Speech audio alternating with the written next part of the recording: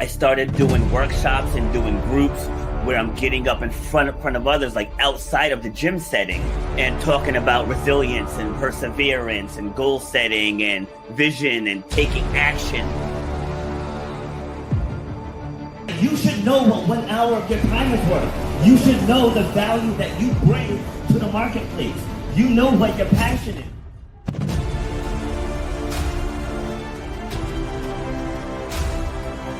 Starts with clarity of vision. If you don't have the clarity of vision, whatever next thing you get, you're not going to see it through because you don't have the clarity of vision. So the point of my pain was being told you will never run or jump again. And all that stuff, I was like, you know what? Like, I want to be able to take this even bigger. If you know why you do what you do, you have to know how to charge for what you do. That's how you're going to change your life, and that's how you're going to leave a legacy for your children and your family. You got to know your worth.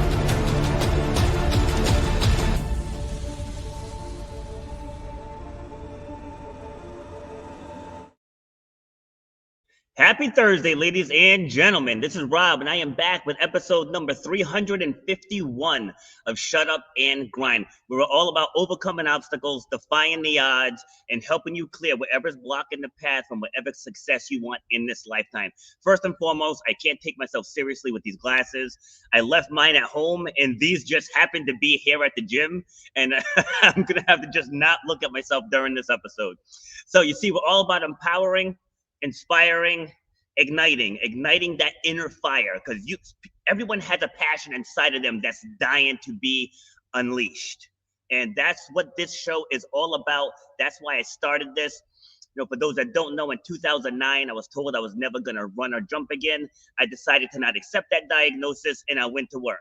And then 200 races later, 16 gold medals in track and field later, we defied those odds. So now I created this platform. I bring guests on from all over the world, and we've discussed so many different topics. It's insane, the things that people have overcome. So if you're sitting there at home and you're stuck in a rut, you feel like you're stuck on the hamster wheel, check out a few episodes, reach out to the guest that resonates with you, reach out to me if I resonate with you, but you have help. You're not in this alone. Okay, you have people who can guide you and who can help you through whatever mess you're sifting through right now. And today we're going to be talking about overcoming unfulfillment. And who's helping me have this conversation? We're going to bring Anna into the show, once a molecular diagnostics executive, now the fearless founder of Wandering Roots.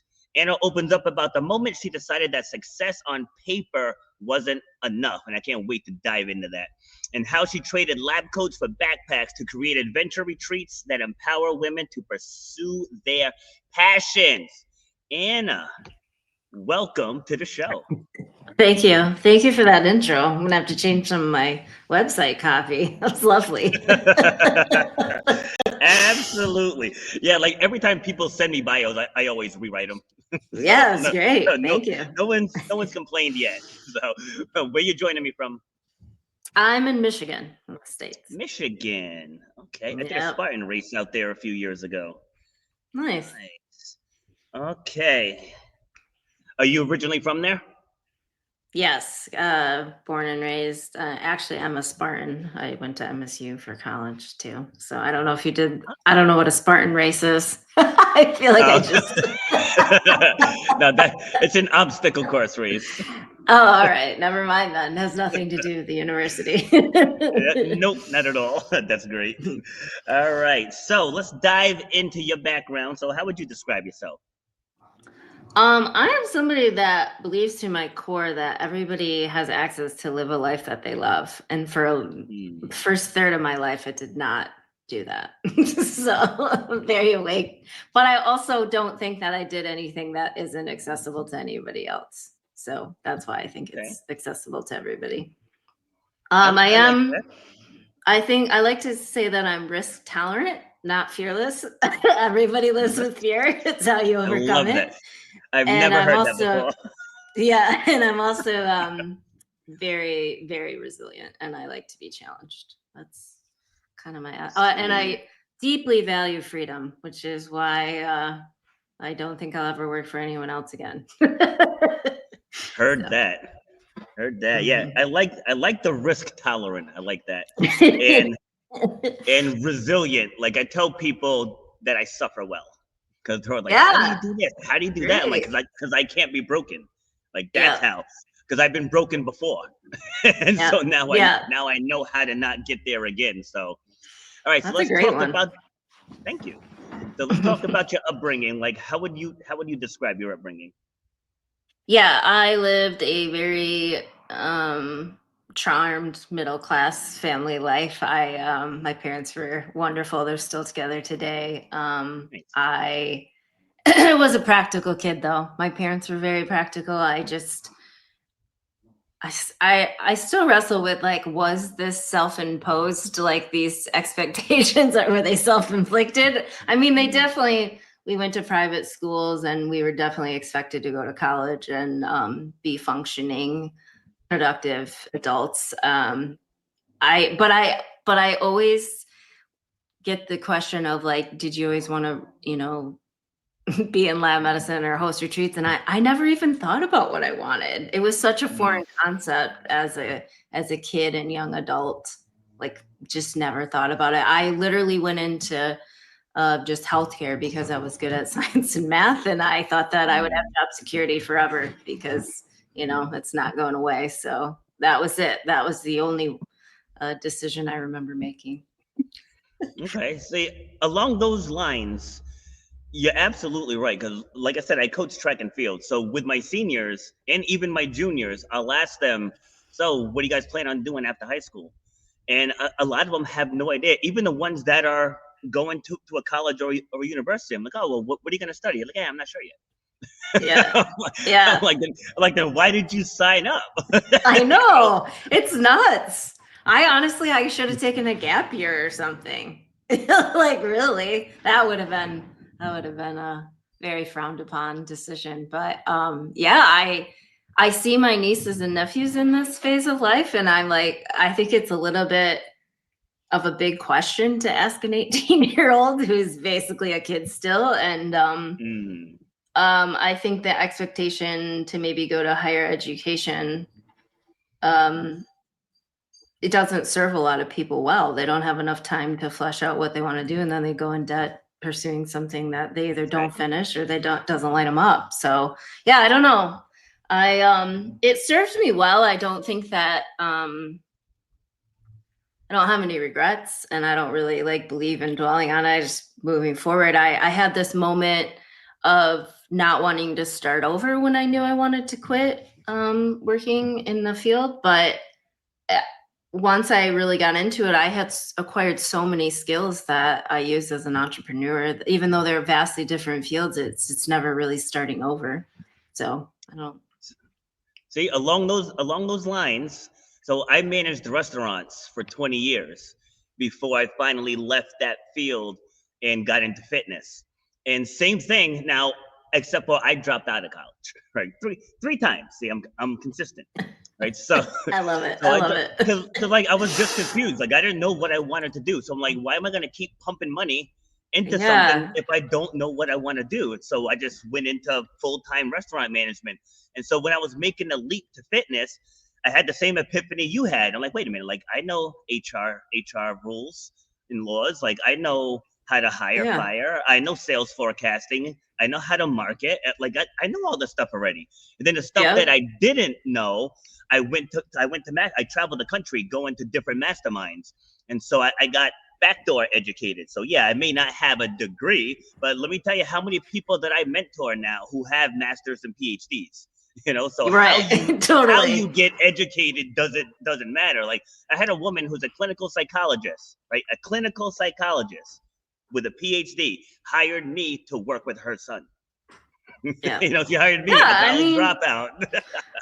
I So believe like, yeah, I think your experience is your biggest teacher. Even if you're like going and getting formal education, you still have to go out and do the thing, right? So if yes. it translate evenly, it's still not the only thing. Yeah, I agree with you. I think there's so many ways to pivot and learn and fail forward, I guess. Absolutely. And especially now, to your point about everyone having access, like anybody Yeah, can make a Shopify store. Like there's people totally. making deep six figures from Shopify, from being an Amazon affiliate. Like there's so Yeah. many things out there where you can have success. Like if a kid at 18 doesn't have it all figured out, like don't like you don't have to go. Like if you want No. to be like if you want to be a doctor or a lawyer, an engineer, something of that, then you have to go. But like Yeah. if someone's just unsure, you Yeah. can do one of these other platforms. You can start a podcast, you can do a YouTube channel. Like there's so many ways that you can get successful without a lick of higher education. 100% agree. All right, back to you. All right, so Okay. so you're in college now. You picked your field. How did you Yeah. feel when you picked that field?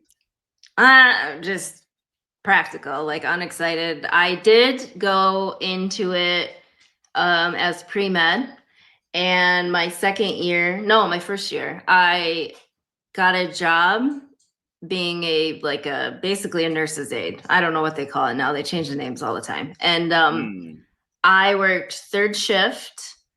Um, and I worked for 2 or 3 weeks, like a Friday, Saturday, Sunday, worked full time while I had a full load. Again, an idiot. But anyways, I went to my advisor after doing it for 3 weeks, and I was like, what do I have to do to never have patient contact? Like, I hate this. And so I went into lab medicine. I changed my major immediately. Thought I would, if I wanted to get my PhD or my MD, I could go into pathology. But either way, I was like, this life is not for me. So I finished with a degree in clinical lab science, and then it felt very, very much like factory work. It's just like if you have your routine blood draws, like cholesterol, blood counts, things like that. And basically you're just troubleshooting equipment. You're not doing a whole lot of like work using your brain. So I worked for 6 months for a local hospital, and in the interim got my certification in molecular diagnostics, and networked as much as I could with people that either were my mentors, professors, or students, to try to get the university that I graduated from went into this endeavor of hooking up with a research lab, and it was a 50-50 split of a startup company to try to bring molecular diagnostics to the area. So I was lucky enough to be one of 4 people to get the job. And for the next 7 years, I worked for that company. We got bought out twice, which makes me very risk tolerant. I always knew that either we could shut down, or we could get bought out, and it'd either be better or be worse or not existent. There's just the name of the game. And then after, I really didn't love my boss, but I liked being able to, we always were doing new things. We're bringing new tests online. I was being challenged. I got to travel a lot. We started up small labs all over the country, and I got to do most of that. I got to do all of the SOPs and things like that. And then one of the one of the sales directors that had moved on reached out to me and said there was a company that was starting in Toronto and they needed to build a lab in Michigan. It was a close commute. Just had to get it in the States. Would I do it? So I started the lab from scratch, built it, hired the staff, bought the equipment, whatever. And so at the time I didn't realize, but I was training to be an entrepreneur with no financial risk, at all. And it really planted this seed of okay, this is fun. This is exciting for probably the first 2 years. But then I was like, ugh, now I'm bored again. And I had this moment, this clear thought of, if I can be this successful doing something I'm so uninterested in, imagine the type of success I could have doing something I'm passionate about.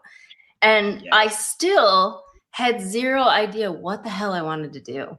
I couldn't even think about what I just wanted in general. I had just been just in this autopilot for so long. See, before we Go pivot ahead. away from that, Yeah. that is super powerful what you just said. You know, if I'm this good at something I'm not passionate about, Yeah. imagine how I do with something I'm passionate about. Because I felt that when you said it, because that was me towards the end in the restaurant industry. I remember standing in the walk-in refrigerator. I don't know why I hate the cold too, so I don't know why I chose that. But It's quiet. right, but I'm standing in the walk-in, and I just remembered me being a child. Like I wanted to be like who was big back then, like Zig Ziglar. Like I wanted to be this speaker. Like I want to be motivating people. I want people to feel good about themselves. Like I want people to be inspired. I'm like, yes, in the restaurant, you're giving people an experience. So like I'm not downplaying that. People have to eat, especially in the breakfast places. Like you're setting the tone for the start of people's day. Yeah. Right. But grand scheme of things, I wasn't living in my true purpose. And Yeah. it culminated with a panic attack one day on the way to the restaurant. And I just did a U-turn, got off the exit, and I drove back home. And I called my boss, and I was like, I can't come in. I was like, I can't come in. Like I felt like I was having a heart attack, pouring in Yeah. sweat. It was the scariest thing in my life. But that was the moment where I knew I had to start moving in a direction into something in the like fitness, sports, or speaking. And guess what? I'm doing all three. I'm Well speaking, I'm done. coaching track and Good for field, you. and I'm managing a gym. So Amazing. how did you navigate? Well, first, before how you navigated it, how do you define fulfillment? Yeah. So I think anybody that is pursuing their passion or living in alignment with their purpose and truly enjoying life, you feel in flow. You feel that lit up feeling. It doesn't mean you don't have shit days or don't want to get out of bed some days or have to, talk yourself off the doom spiral. It means the majority of it is good and feels worthwhile. And but just I feel this like I'm so in tune with my body. I'll talk about that later, but I just feel this almost like this like light bursting out of my chest, like when I'm in flow. Like I feel that fairly frequently. And I never felt it. I mean, rarely before, and so that it almost brings you to tears a little. You just think like the world's so beautiful. Truly. So Absolutely. All right. So now how would you define it? oof. So whenever I host a retreat, like my why for hosting is it's women mostly, but I want everybody to know that they're worthy of anything that they desire and they're capable of living a life they love. And that hasn't changed for me since 2018. If at the end of a retreat or interaction with a client, just that like seeing them lit up in that manner, or having a conversation as they're leaving with like how grateful they are that they had this experience and what they've taken away from it, that's why I do it. It feels great. I'm so glad you said that, because when I get asked that, I always say when the work you do betters the lives of others. Yeah. That's fulfillment. Like, and I see it on all fronts. Like we had the freshman states for the girls on Tuesday, and one of the girls, she's a 3,000 meter runner, and she says, well, actually, I said to her, I'm like, are you ready? Because I'm always like the hype man. I'm like, are you ready? And she's like, yeah. Like she's kind of like meek and shy. And she's like, yeah. I was like, what are you thinking of for a time today? She's like, under 13, like 12:40. I was like, now say it like you mean it. She's like 12:40. So I said, again, what time are you gonna run? She's like 12:40. She ended up running 12:35. Amazing. And when she crossed the finish line, and when I showed her the time, because like it takes a second, because it's automatic timing, so it takes a second to pop up on the app. And I showed it to her, and she just lit up like a Christmas tree. Yeah. And those are the moments that I live for in any aspect of what I do. It's those moments. Totally. I totally agree with you. It's not a number, right? We're not chasing a number. We're not chasing a salary. We're chasing a feeling, a life. of helping others, of service. That's, yeah. See, and what people have to realize too is when you step into that purpose, into that role of service, money finds you. You Yeah, don't it's have to true. go chasing for it. It comes to you. Like when we opened, well, I started hustling when I was doing the gym at first. I was doing it like in my basement and parks and stuff. Like it was supposed to be a hobby. It wasn't even supposed to grow. It was just something I personally needed an outlet from the restaurant because I was coming home Yeah. and taking out my frustrations on the family. Right. And that's not good either. So it was supposed to be just for me. And then next thing you know, I got 40 people training out of my garage. And then I started Amazing. weighing the odds. I'm like, let me see, 60 hours a week or 12 hours a month, and I'm making almost the same money. It's like something is wrong here. Like Yeah. I love doing this. I'm overdoing this. I'll never say I didn't like it. I was just over it. You know, because I was still leading people, you know, helping people become better at what they do, you know. So it was like a little bit fulfilling, but I wasn't into the purpose, you know. So now you're making the pivot. Mm-hmm. Well, first walk me through when you decided to make the pivot. Like, was there a defining moment where you're like, damn it, I'm done with this? Yes, I right around the time I started the lab from scratch, I had to have neck surgery, and I was in a neck brace for 4 months. And honestly, sounds a little bit similar to your story. I was in a waiting room for PT. It was the first time I ever paused. I was 28. I was super depressed and just humbled by the entire situation. But it also gave me this sense of urgency of like, my God, we're not guaranteed tomorrow. You know, like when you're in your 20s, you're going to live forever, whatever. And I had this like moment of like, this is it. I get one shot at this and this can't be it, you know, like, and I was in this waiting room for physical therapy once I got out of the neck brace, and everybody was in their 70s or 80s. And they're like, oh, you're so young to have this surgery. And I was just like filled with rage of like, if someone says that to me one more time. And I went in the back and I just like let it out to the therapist, you know, like I didn't scream at everybody in the waiting room, thankfully, but I unloaded it on her. And she was my age.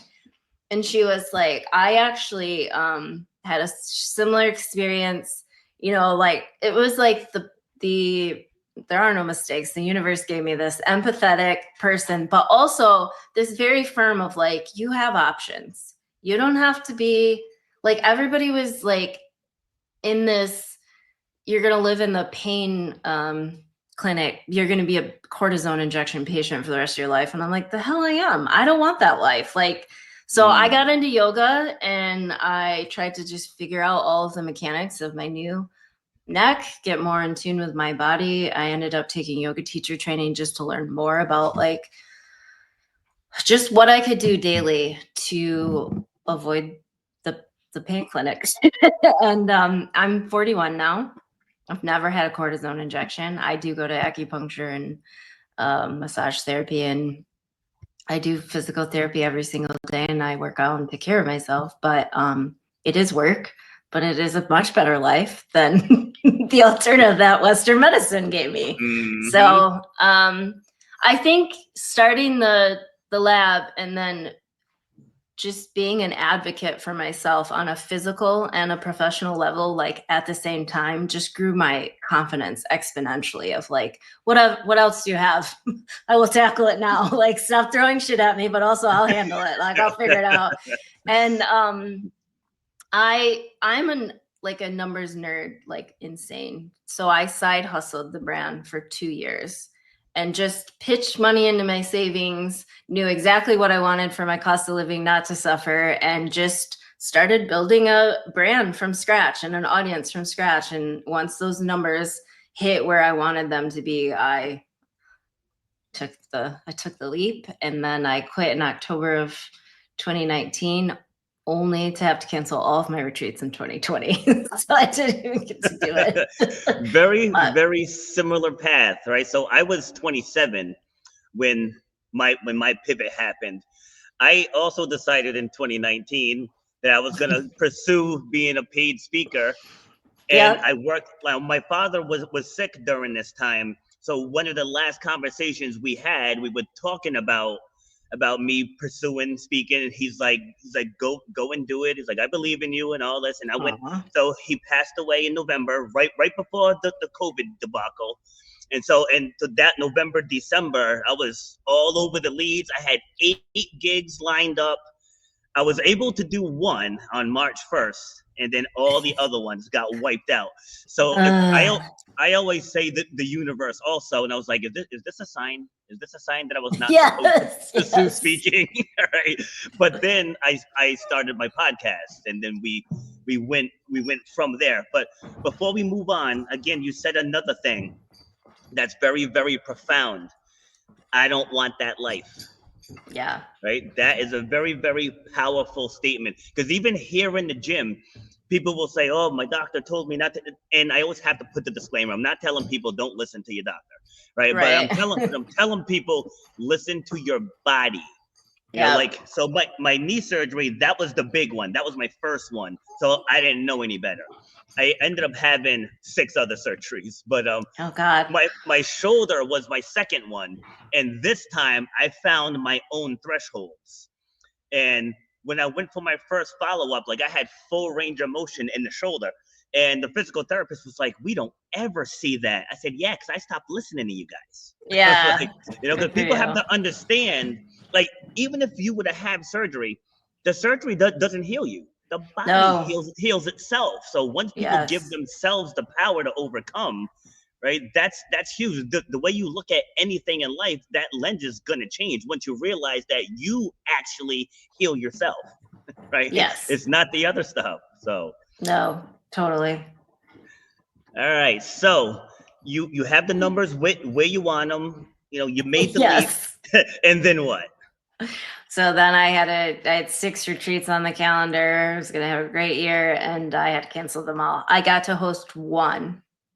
It was for a private. A husband hired us to host for his wife's 50th birthday, and it was like towards the end of the year, whatever. Otherwise, none of them. All the international ones, the venues were closed anyways, like shut down. So the lab actually asked me to come back twice because they wanted to do COVID testing. And the second time I did waffle. I was like, maybe I'm not supposed to do this. This is terrible. I'm refunding everybody their deposits, like whatever, just hemorrhaging cash. And I was like, I am not interested in going backwards. I will figure it out. And this is a test, and I don't want to fail it. Because I also, like, in the back of my mind, thought, if I do come on, and this again was at the point of like, no one really knew how long it was going to last. It was still in the beginning stages of like this creeping delay. It's like when you're waiting for your flight, it's like a creeping delay for 2 hours and then they cancel it or something.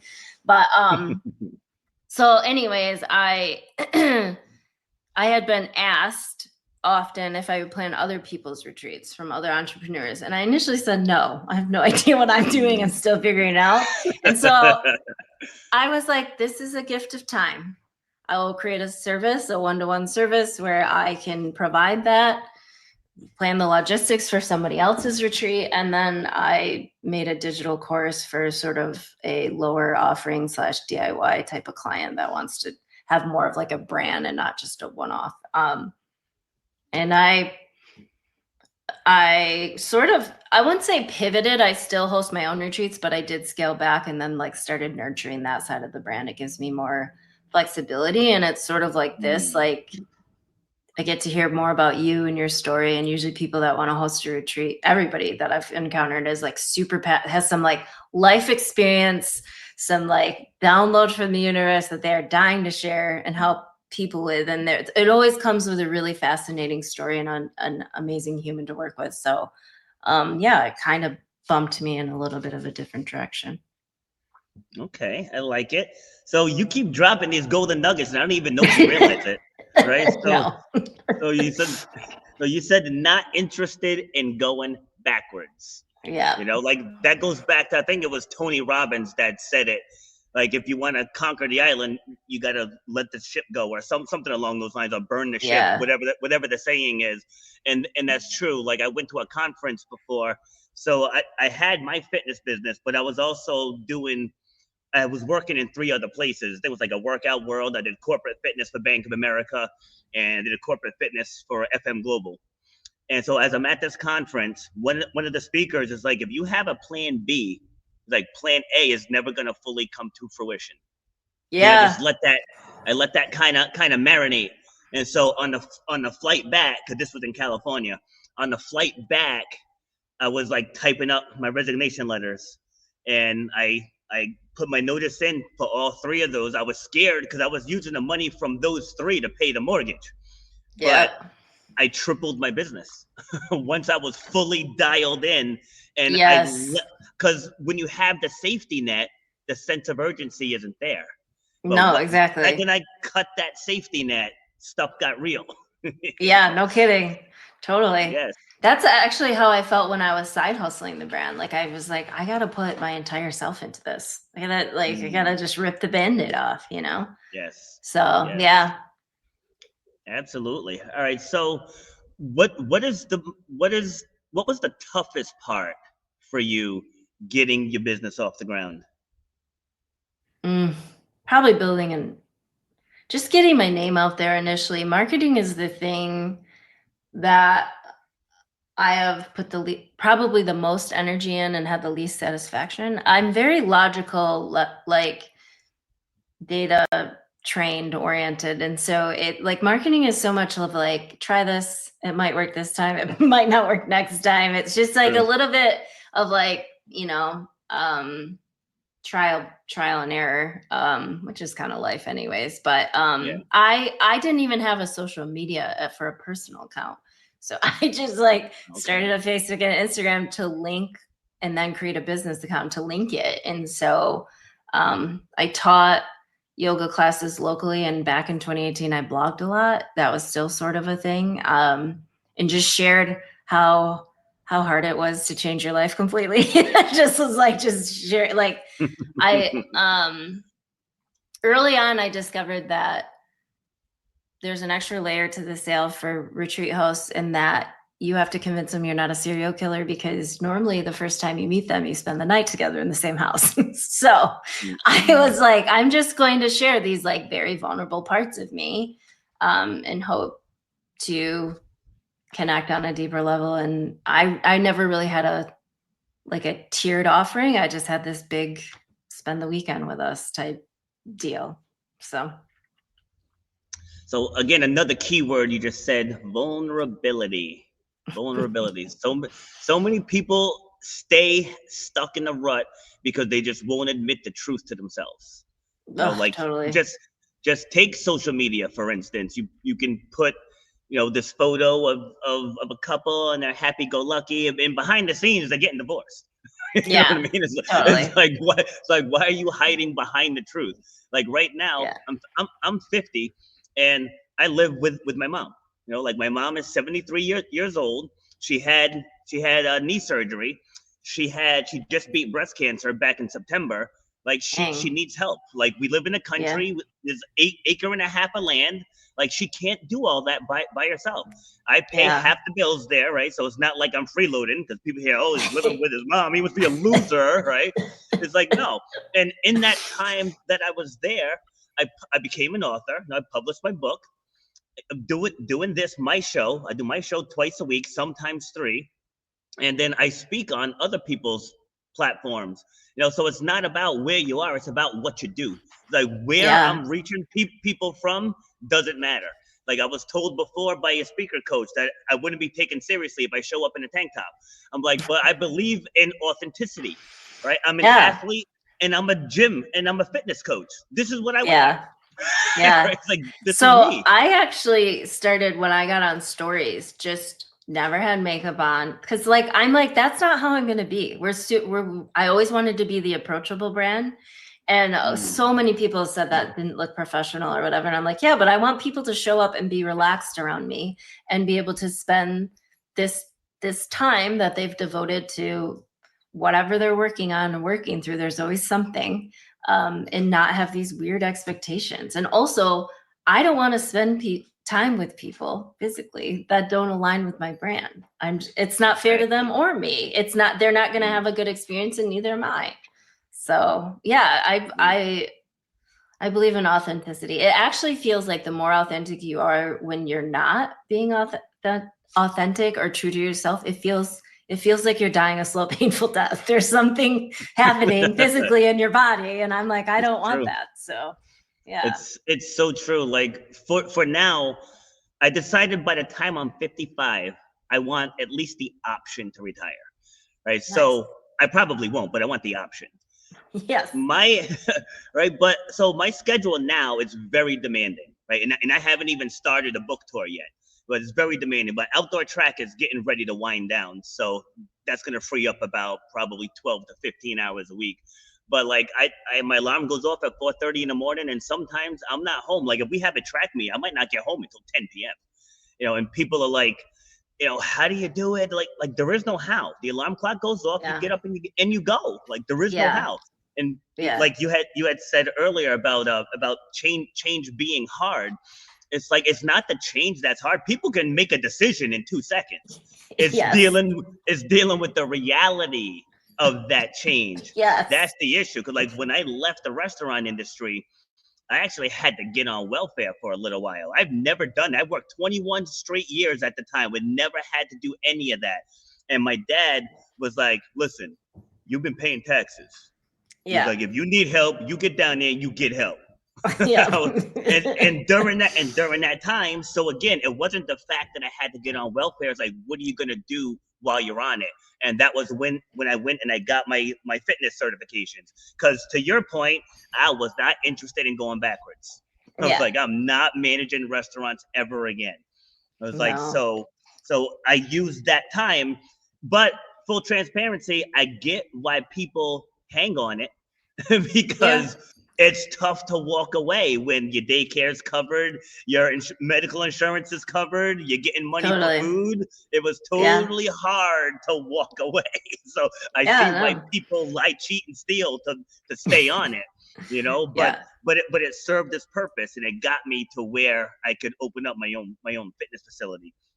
So, all right, I want you to describe one of your retreats, one of the ones that you hosted. Just describe the atmosphere, the vibe, what types of activities do you guys do, things like that. So I just got back from Iceland a week ago, and I always hire a driver, but this time I hired a tour operator because we went whitewater rafting and on a super Jeep tour. So those are two things that I can't lead. I'm not certified in river rafting, and I don't own a super Jeep. So I was like, you know what? This company was super great about those excursions. I'm just going to ask them to take us somewhere a little more like bespoke, where there's less crowds and everything, and round out the week that way. And so we took a ferry to one of the islands and saw the puffins. We normally do like pretty adventure style.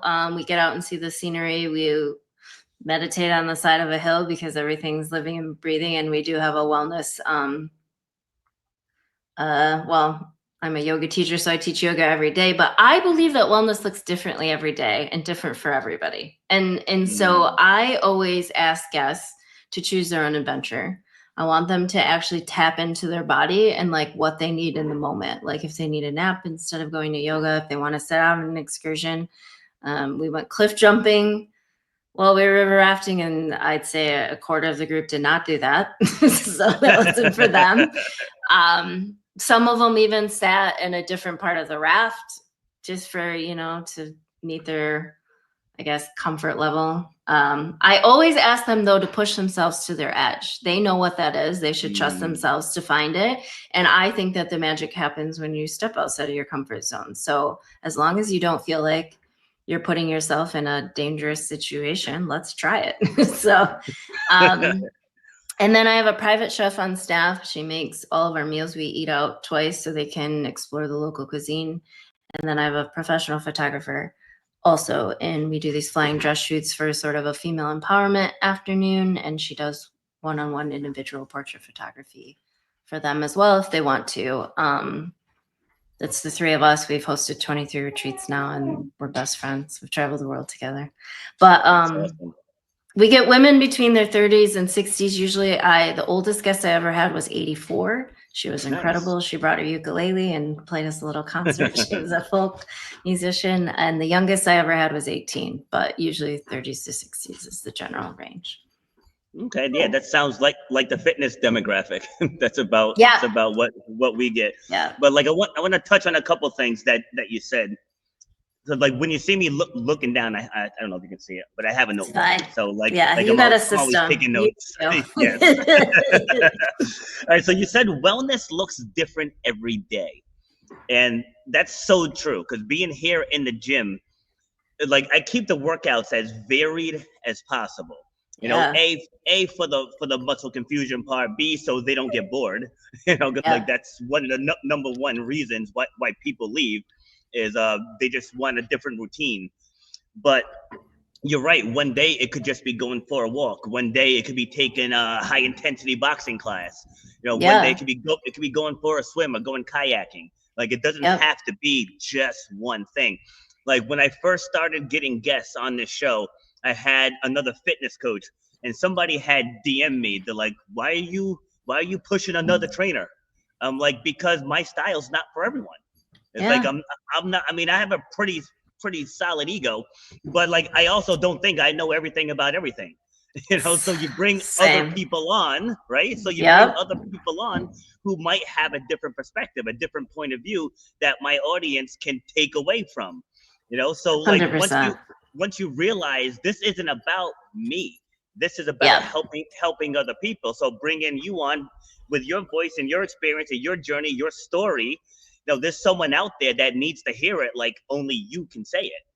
And like that's what I'm finding in this speaking game, because sometimes I'll go on other people's podcasts and the host will be like, wow, I never thought of it like that. You know, like we could be talking about the exact same topic. Actually, let me show you this real quick. So like I do panels, right? Like I'll bring people back that I've interviewed already, and we'll pick one topic. You know, so this one was embracing vulnerability. And sometimes there can be up to 7 of us on the panel, and we'll hit that one topic from 7 different angles. You know, so just to show people that, okay, yeah, exactly. And so like what worked for me, that might not be somebody else's style. Cause me, I'm just a shut up and get it done kind of guy. You know, it's like, that's what it is. It's like, what's the task? All right, let's crush the task. But there are people that have questions about the task. Right. There are people that need to understand the meaning and the feeling behind the task. And there's other people that need all the steps up front. You know, so totally. Right. So like once you understand those 4 major groups of people, your connection with them is going to become much different. And then the other thing you said was you encourage people to push themselves to the edge. I always say there's a fine line between badass and dumbass.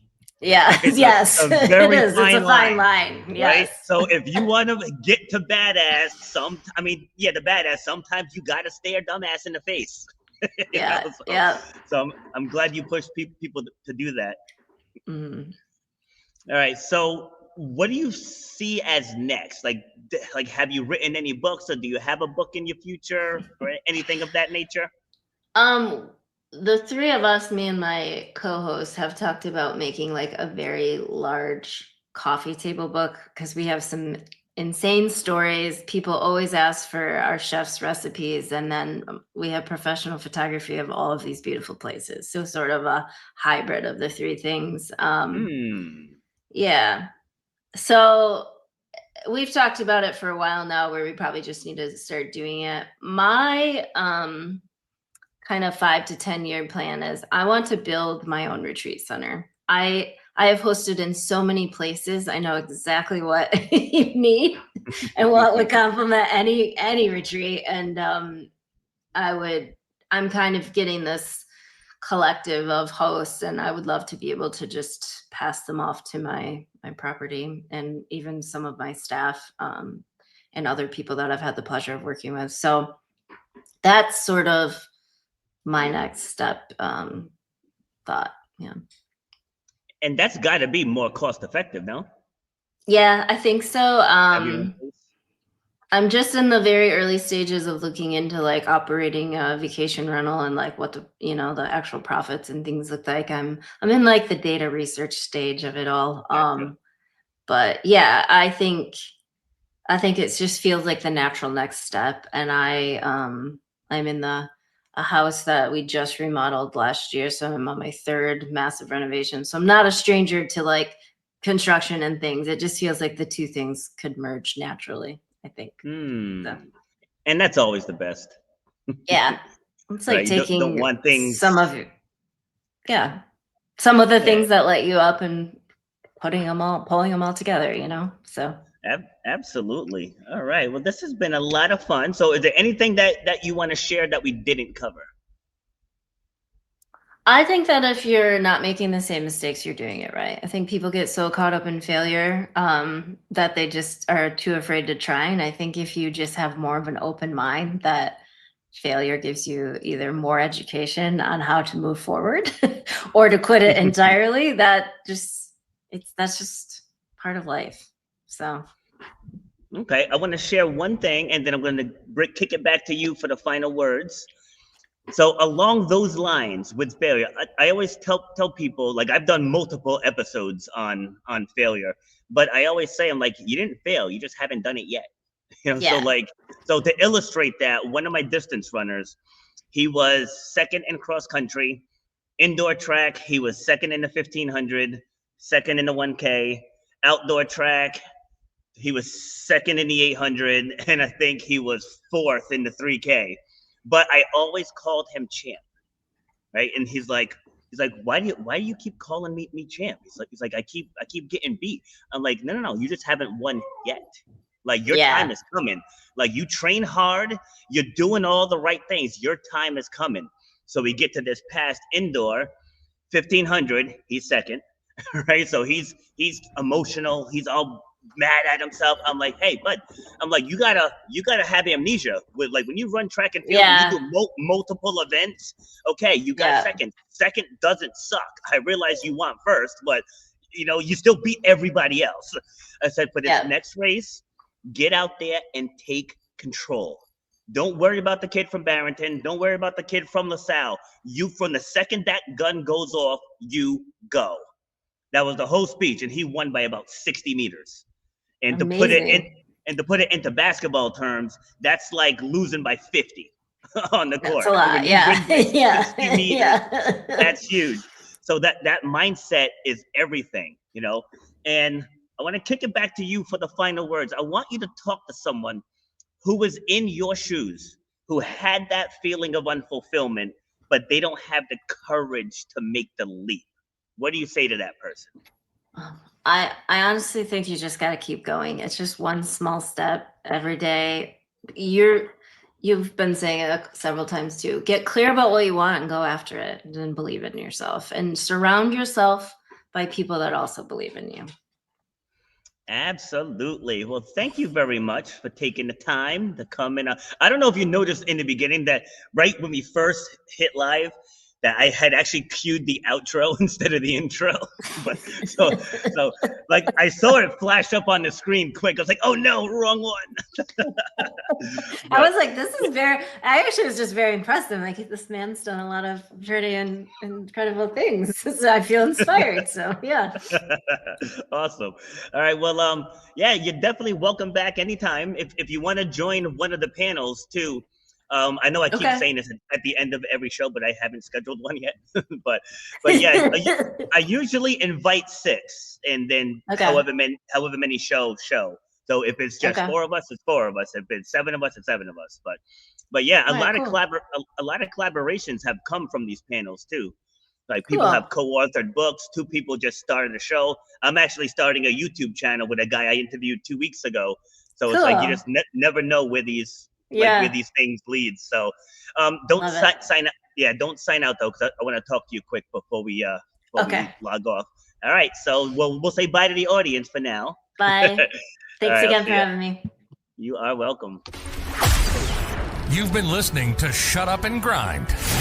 We hope you've gotten some useful and practical information from this show. Robert has over 20 years' experience pouring his knowledge and expertise at many events in the service and fitness industry, as well as secondary schools and universities. He has a true passion for helping others break through the barriers that are holding them back. To book Robert B. Foster to speak or to reach out, go to robertbfoster.com. Till next time, shut up and grind.